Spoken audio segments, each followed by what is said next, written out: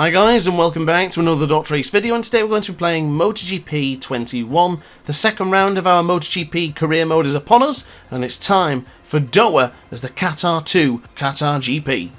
So here we go then, looking at the pole position. It's Zarco with Marquez and Bagnaia in the front row, Quartararo, Mir and Martin, Miller, Oliveira, Morbidelli, Binder, Petrucci, Rossi, Bastianini, Leclerc, Marini, Espargaro, Grant, Vinales, Rins, Marquez, Nakagami, Espargaro and Lorenzo Savadori at the back of the grid. So we now look to the lights of the second round of this MotoGP World Championship, and away we go. That's a good start from Grant. We were straight off the line there. I think I just dropped the clutch exactly where we needed to, but starting from 17th place on the grid is going to be such a tough one to try and get on through a couple of riders. We did so well in race 1. Can we do it here for the second race of the season? Not quite good enough. We're having the same success as we did last time. It's going to be a little bit tougher as Enea Bastianini's up on the left hand side, Maverick Vinales there on the right hand side. Not looking too promising as of yet, but we are up into the point paying positions, so not all is lost as of yet. So onto the right hand side we'll go. Can we get ahead of Danilo Petrucci and his teammate Ika Leclerc? A bit of fairings being bashed there as we dive up on the side of the both of them, and now we have a chance of potentially to move up on the inside of Brad Binder rather than Darren Binder, of course. We get on the left hand side. There has been a crash behind us, not entirely sure by whom, but someone has gone down into the first sector, so not good for a start. For somebody there is Rossi is right behind us. We managed to go around the outside of him, and we have now claimed 10th position. Not too bad, not a bad start. We didn't do quite as good as we did in the first race, but I'm still happy with the start. Now it's a case of, whoa, Binder was very close to the rear tyre there of Grant, so thank goodness he didn't clip the rear, but for the time being, Johan Zarco in the lead once again. Is he going to go for the perfect 50 here in Qatar? It certainly looks like it. Look how far ahead he is already. He gets the whole shot, gets away to the front.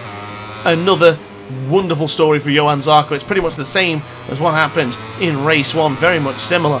As we now go into the left-hand side, this massive gaggle of riders here from Marquez to Miller in 9th place. This is a wonderful chance for us to get involved with this battle in a moment's time when we engage the third power setting. So into turn 16 or out of turn 16 we go now. Wait for the bike to square up so I can get my finger on the D-pad and push it forward for the power setting 3. Look at the time we are eking away and chomping away from Jack Miller in 9th position. So firm on the brakes we'll go now, going into the right hand of the first corner here in Qatar, and I tell you what, that's not bad. We're right on the rear of Jack Miller and Franco Morbidelli. So on the left hand side for turn 2, nice and tight to the apex, get really close if we can, as I just see Marquez in the distance there having a good old look behind him to see what's happening. But for the time being, Zarco is the only man who's able to get away from this gaggle of riders. Impeccable job for the Frenchman right now. But now onto the right hand side, we have closed in on Jack Miller tremendously.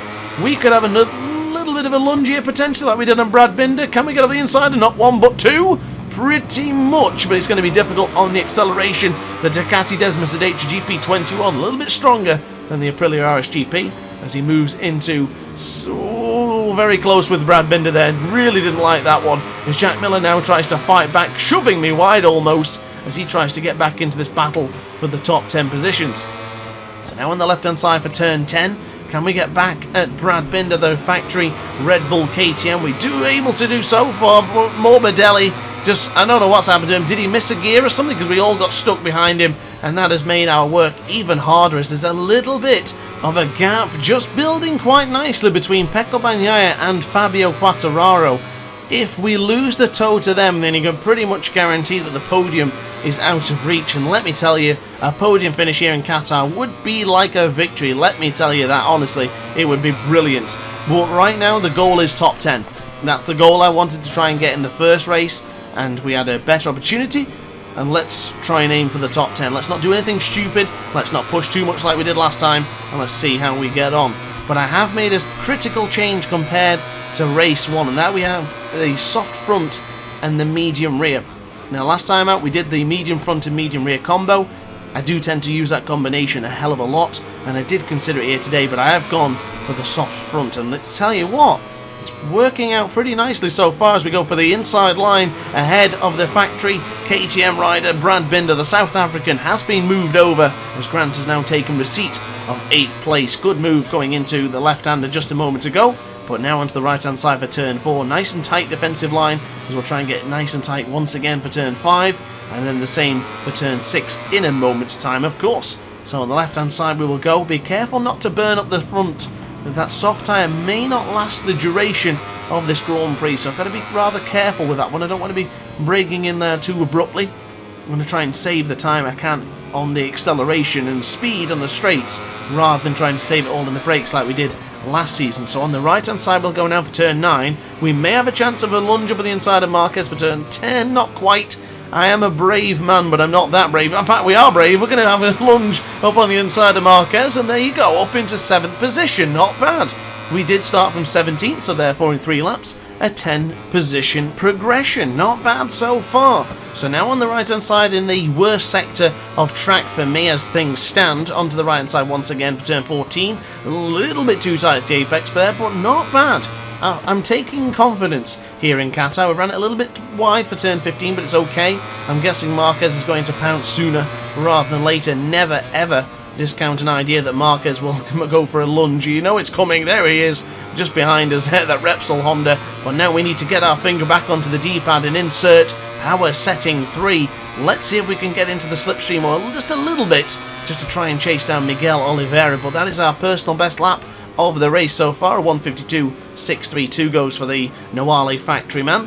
So now on the right hand side for turn 1, Oliveira in 6th place, Martin in 5th, Joan Mir 4th, Fabio Quartararo 3rd, Bagnaia 2nd, and Johan Zarco, he is actually being closed down by Pecco Bagnaia. I'm going to try and keep an eye on that. I can't see much of the gap, but it does look like it's bunched up ever so much, so who knows what's going to happen. I tell you what, I really don't want Johan Zarco to take a double victory from Qatar 1 to Qatar 2. That makes our championship defence that little bit much harder against one of my most feared and revered championship rivals of history. That has been such a tough competition last season, including Pecco Bagnaia towards the end of it, that I really don't want to start on the back foot, and we kind of already have with my disaster showing in race 1.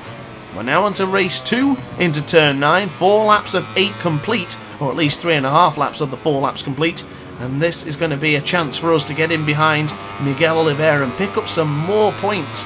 It's not really happening as of yet. 7/10 of a second separates us from the Red Bull KTM ahead of us, and only 2.5 of a second to the Red Bull KTM behind of Brad Binder.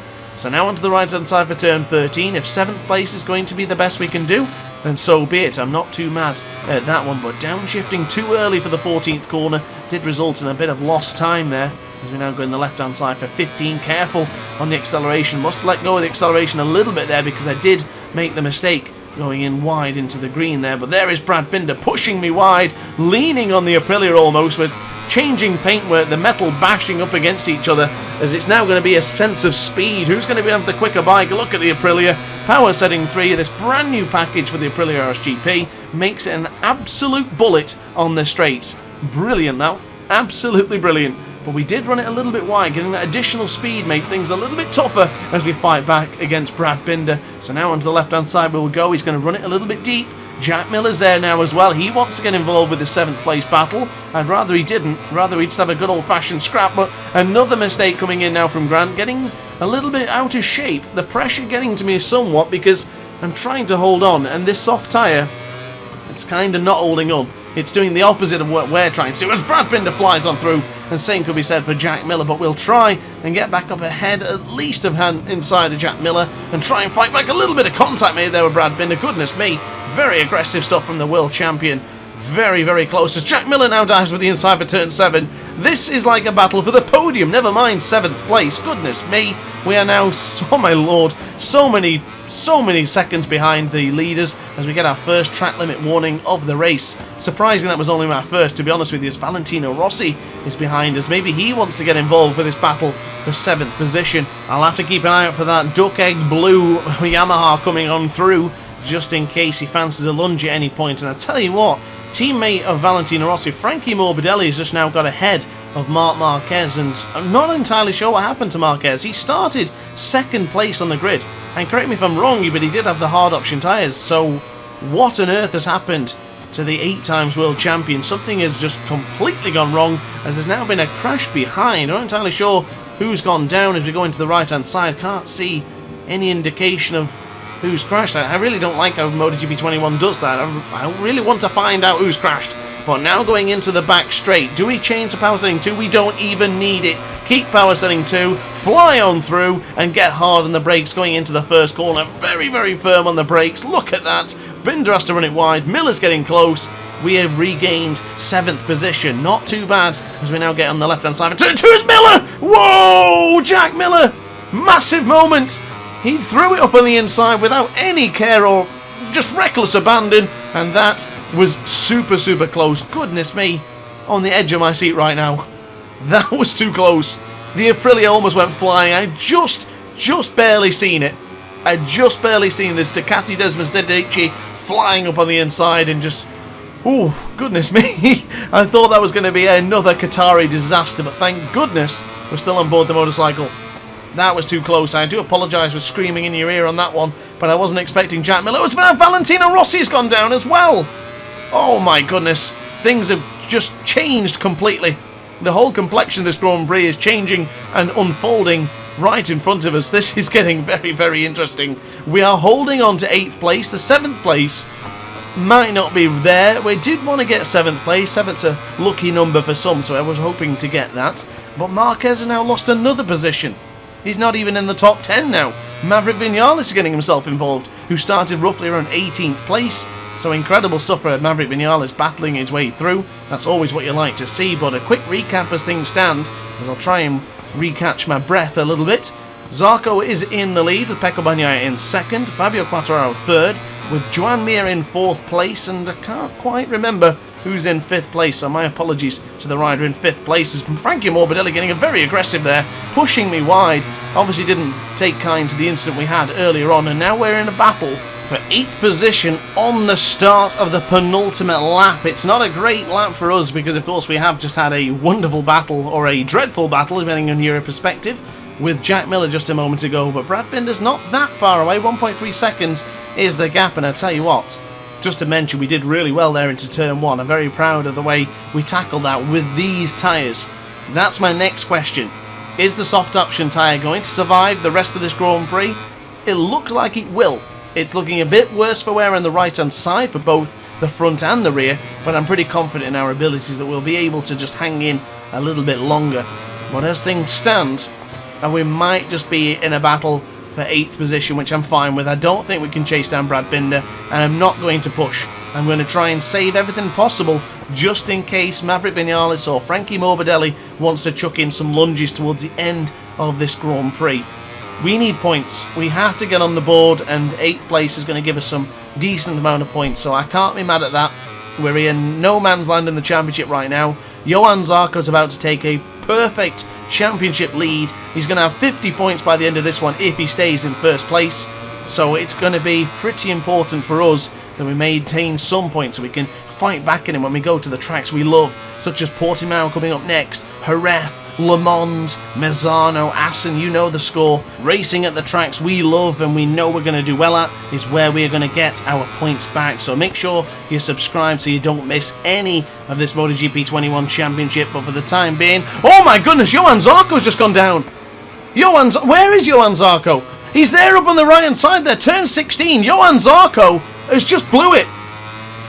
What on earth has the Frenchman just done? We haven't actually inherited a 7th place, so that 7th place that we wanted, we actually did get. But Lord Almighty, now Joan Mir's into 2nd place. Something has dramatically gone wrong there. Zarco has just blown it. He had a chance of taking back-to-back victories in pretty much dominating fashion, and he's blown it. I can't believe it. I'm absolutely gobsmacked. That's great. I mean, that is really good for us, but that is not what I expected. They don't usually make mistakes in this game when they're leading in the front. It's very rare that happens. We did see it in Portimao last season with Pecco Bagnaia, and we did kind of see it in Phillip Island a few times in last season's Grand Prix, but I was not expecting that. Not here today. Not in the 2nd round of the championship. There's no pressure for Johan Zarco right now, and that has just happened. Answers on a postcard, please. Not sure what's happened there. Has Pecco Bagnaia been close enough to make a lunge? I'm not entirely sure, but wow. this is not quite over yet. Maverick Vinales is wanting to take my 7th position, so we have power steering 3 available if we need it, but I don't really like using it when the tyres are looking this bleak, because it's going to just create way more power than we need and the tyres are going to burn up even quicker, and there is nothing left on that front tyre right now. We just have to try and survive. We got a 1/10 of a second to Maverick Vinales. I'm feeling pretty confident. That was a nice little spin there going into turn 12, a little bit of a drift, but I'm pretty confident as long as we're ahead of him or just a little bit behind going into the final corner, we'll have the speed on the straight to get through. Brad Binder is 2.4 seconds clear from us. Bagnaia has been inherited a victory. Joan Mir has inherited 2nd place. Didn't even see him move up, I just seen his name in 2nd place. And that is going to be it. But Bagnaia right now looks like he's going to take victory here in Qatar too. So amazing job for Pecco Bagnaia staying on and holding on for a victory. As Joan Mir finished in 2nd, Quartararo 3rd, and we will hold on to 7th place. A bizarre race, but I tell you what, I'll take 7th place. So at the end of that one, Pecco Bagnaia wins with Joan Mir in 2nd, Quartararo in 3rd with Martin in 4th, Oliveira and Binder 5th and 6th, Grant in 7th, Vinales 8th, and Franco Morbidelli finishes in 9th place. So having a look at the championship standings after Zarco's crash, and he's put himself down from 1st with a possible 50 points, now down to 3rd with just 25. So Pecco Bagnaia takes over with 45 points, 9 points clear from Mir, and 20 clear from Zarco and the other Frenchman, Fabio Quartararo. So we'll look at the team championship, and that dynamic has changed once again. The Pramac Racing team are now dropped down to 2nd, and the Ducati Lenovo team take over by 6 points. So guys, that's going to be it from me. I hope you enjoyed the video. If you did, let me know in the comment section down below. Consider liking the video and subscribing as well, as it helps out the channel a great deal. And also consider hitting the notification bell to be alerted to every single DrAce upload and live stream. So upon that note guys, thanks for watching as always, and I'll see you in the next video. Ciao for now. Oh hi, didn't quite see you there. Good to see you're still here. If this video didn't quite set your appetite, then why not watch some more DrAce content by clicking the video shown on screen now. Furthermore, if you would like to follow me on social media, you can do so now with the links down in the description. Consider subscribing so you don't miss a single DrAce video.